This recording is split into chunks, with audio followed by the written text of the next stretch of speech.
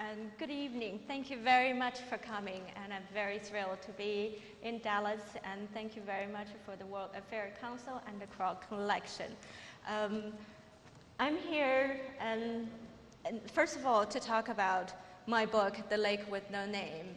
And I think it's only fair that we go back to Tiananmen as the 20th anniversary just upon us, and not only to look at what happened. Clearly, my book was the memoir of that time, but also perhaps we can spend some time and to look at what has happened since, and maybe have some time to debate the legacy of Tiananmen, if there's any, and to look at China and its development in the future.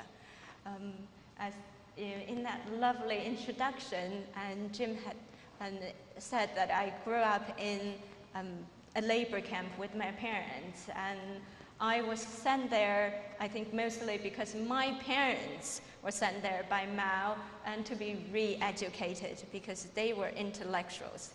And that was a term used in the Cultural Revolution for anyone who's had, for example, a college degree. I spent about 3 years in the remote mountain region of Sichuan province with my parents, and under very atrocious living conditions. Afterwards, I went back to Beijing. My mother took my sister and I back to Beijing, while my father had to go back to Shanghai, where he was born and where he grew up. Because in China, we had a hukou system. That meant a permission that you have from the government to live in a place. And normally one has to live and work in the place one is born. So my father, although had gone to university in Beijing, met my mother there and got married, had children, and he was not allowed to live in Beijing. It took him 12 years to gain permission from the government to move to Beijing and to live with us. And after that 12 years had passed, luckily, Mao Zedong died. He died in 1976. After he died, Deng Xiaoping came to power, who wisely reinstated universities. Universities were closed in the Cultural Revolution that began in 1966 for 10 years, because Mao had deemed university higher education being unnecessary and anti-revolutionary. So the youth of China was sent to farms, to people's commutes to be taught by peasants and learn to be farmhands. And after universities were reinstated, the educational system went back into its normal operational mode. So I was able to go to Peking University in the 1980s. And during that time, I was very fortunate to have met a lot of people who were highly involved in the student democracy movement. And before 1989, China had gone through 2 periods, which you might not be aware of.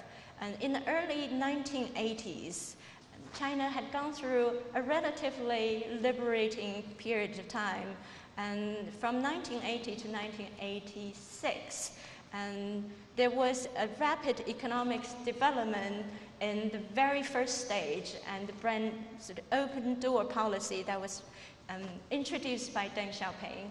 And at that same time, there was also political liberation.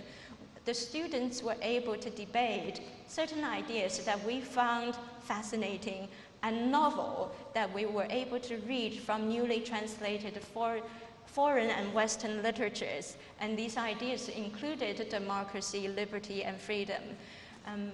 But in 1986, the chairman of the Communist Party, by the name of Hu Yaobang, who was sympathetic to the students' debate and democracy movement at that level, was stripped of his position and put under house arrest. And when that happened, China came into a relatively repressive period when all the debate had to go underground, and which caused a lot of tension, and that built up till the 1989, spring of 1989, when Hu Yaobang unexpectedly died of a heart attack. And that, as you all remember, was the event that triggered Tiananmen Square demonstrations. And the students wanted to go out to the street and demanded that they would be allowed to his funeral to say goodbye to someone who was sympathetic to the students. When that demand was refused, the students took to the streets and it developed into a massive demonstration. And I was at Peking University at the time.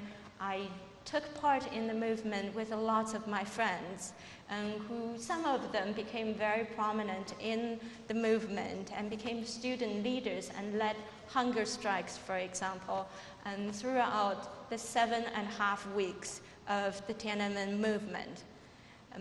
When June 4th came, the tanks rode into Beijing and the army opened fire on the students. The movement was crushed. And after that, Beijing came under martial law and the university campuses were sealed off. And there was a lot of arrests. There were executions. And it became a very dangerous place. And I had, before the Tiananmen event, earned a scholarship from the US to continue my graduate studies. So I was able to get my passport after I had been in hiding in the countryside for about a week.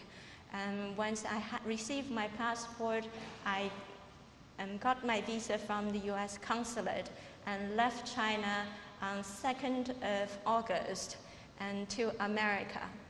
And I remember clearly, and still today, when I arrived in Williamsburg and I stood on the campus of William Mary, it was very quiet.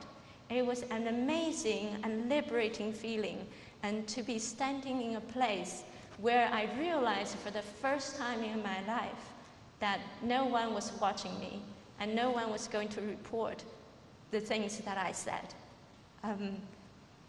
If I could, I would very much like at this time to read a very small passage from my book, and then I'd be happy to open up to the floor to answer your questions.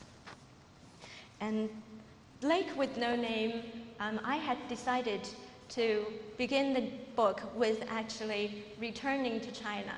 When I left China in 1989, I remember walking through the gate at Beijing Capital Airport and turning back to look at my parents for, I thought, probably the last time. I had said to myself that I would never return to this country. Unfortunately, or fortunately for me, 7 years later, I did return. I was then the professor at business school in University of Minnesota. I was invited to teach the first MBA students in Beijing. And when I returned to Beijing, and I realized, and I was absolutely shocked at how much the city had transformed. I was sitting in the taxi with my parents. I didn't realize we were actually close to home because I couldn't recognize any of the streets. The streets that I had remembered had disappeared, and they've been replaced by high-rises and highways and flyovers. And I have since returned back to China every year, and every time I go, I'm amazed at how much China changed and how much it improves. And it gives me sometimes a very nostalgic feeling. And when I go to Tiananmen, I see only tourists, and I see happy faces, people, young people who have not a single idea of what had happened there 20 years ago. At other times, I feel absolute joy that the Chinese people are now living in prosperity, wealth, and happy, very happy lives. And they stroll along Tiananmen Square with their children, with grandparents. I think in some ways that was the vision that we wanted 20 years ago. So this passage that I'd like to read is from that first time that I returned to China in 1996.